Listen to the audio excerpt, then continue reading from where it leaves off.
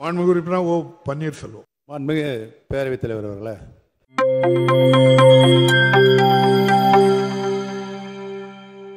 தேனி மாவட்டத்தினுடைய தேனி நகரத்திலிருந்து மதுரை செல்கின்ற தேசிய நெடுஞ்சாலையில் ரயில்வே ஆர்ஓபி பிரிட்ஜ் கட்டப்பட்டு கடந்த ஆட்சியிலேயே டெண்டர் விடப்பட்டது. 5 ஆண்டுகள் ஆகிறது. இன்னும் பணி ஆமை வேகத்தில் தான் நடைபெற்று கொண்டிருக்கிறது.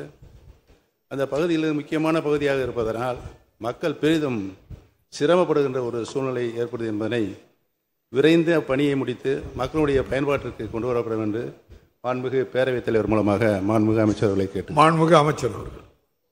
மாண்புமிகு பேரவைத் தலைவர்களே, அவரே நெடுஞ்சாலைத்துறை அமைச்சராக பணியாற்றியவர். அவர் கேட்ட அந்த கேள்வியை மனதிலே எடுத்துக்கொண்டு அதற்குரிய கடிதங்கள் எழுதி ஒன்றிய அரசாங்கத்திற்கு வலியுறுத்தப்பட்டு அந்த பணி விரைந்து செய்வதற்கு இந்த அரசு முயற்சி. மாண்புமிகு உறுப்பினர் செல்லூர் கடம்பூர் ராஜு. மாண்புமிகு பேரவைத் தலைவர்களே, நெடுஞ்சாலைத்துறையில் தூத்துக்குடி மாவட்டம் முழுவதும் ஒரே கோட்டமாக தூத்துக்குடி தலைமையிடமாக கொண்டு ஒரு அலுவலகம் செயல்படுகிறது. நிர்வாக வசதிக்காக கோவில்பட்டியை தலைமையிடமாக கொண்டு ஒரு புதிய கோட்டம் உருவாக்கப்படுமா என்பதை மாண்புமிகு அமைச்சர் வாயிலாக அறிய விரும்புகிறேன். மாண்புமிகு பேரவைத் தலைவர்களே, பொதுவாக ஒரு மாவட்டத்திற்கு ஒரு கோட்டம் என்ற நிலைதான் தொடர்ந்து இருந்து கொண்டிருந்தது. அதில் குறிப்பாக மாண்புமிகு அண்ணன் கலைஞர் அவர்கள் முதலமைச்சராக இருந்த பொழுதுதான் ஒரு மாவட்டத்தில் சாலையை மையப்படுத்தி தான் கோட்டங்களை பிரிக்க வேண்டும் என்று அது முடிவு செய்யப்பட்டு எங்கள் திருவண்ணாமலை மாவட்டத்திலேயே ஒரு மாவட்டத்தில் 2 கோட்டங்களை அவர் தான் அமைத்து கொடுத்தார்கள். எனவே அந்த வகையில் நெடுஞ்சாலை எங்கெல்லாம் அதிகமாக இருக்கிறதோ அவைகளெல்லாம் கோட்டை பிரிப்பு என்ற நிலையில் இந்த நாங்கள் எடுத்த கணக்கில் பார்த்தோம் என்று பார்க்கிற பொழுது புதுக்கோட்டை மாவட்டம், தஞ்சாவூர் மாவட்டம், தூத்துக்குடி ஆகிய மாவட்டங்களில் சாலையினுடைய நீளம் என்பது அதிகமாக இருப்பதை நாங்கள் கண்டிருந்தோம். அந்த வகையில் தூத்துக்குடி மாவட்டத்தில் மாநில நெடுஞ்சாலை பொறுத்தளவுக்கு 349 கிலோமீட்டர், மாவட்ட முக்கிய சாலை 328 கிலோமீட்டர், மாவட்ட இதர சாலை என்றால் 1540 கிலோமீட்டர், ஏறத்தாழ 2217 கிலோமீட்டர்கள் அதிகமாக இருக்கிறது. இதனால் நிர்வகிப்பதில் சிரமம் இருக்கிறது. எனவே முதலமைச்சருடைய கவனத்துக்கு கொண்டு போனோம். நம்முடைய தூத்துக்குடி மாவட்டத்தை 2 கோட்டங்களாக பிரிக்கலாம், ஒரு கோட்டத்தை கோவில்பட்டியை தலைமையிடமாக கொண்டு பிரிக்கலாம் என்று முதலமைச்சருடைய கவனத்துக்கு கொண்டு போனோம்.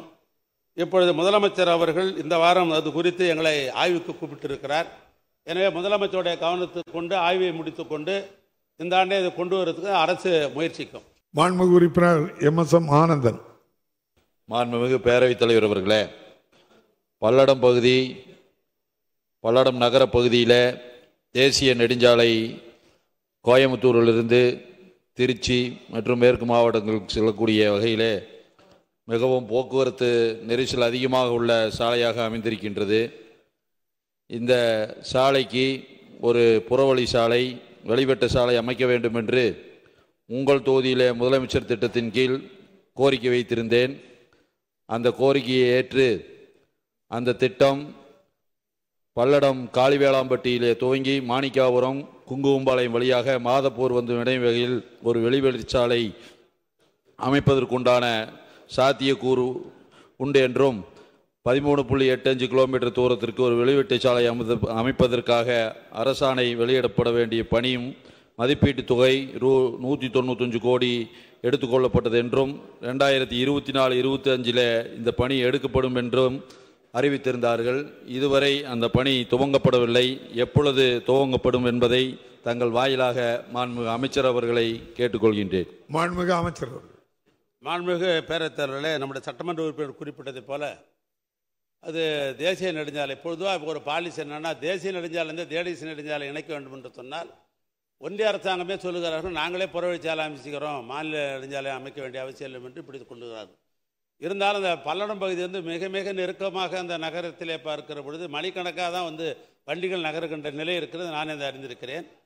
அந்த அடிப்படையில் நம்முடைய தமிழ் வளர்ச்சித்துறை அமைச்சர் மாண்புமிகு சாமிநாதன் அவர்கள் ஏற்கனவே தொடர்ந்து 2 கடிதங்களை கொடுத்தார்கள்.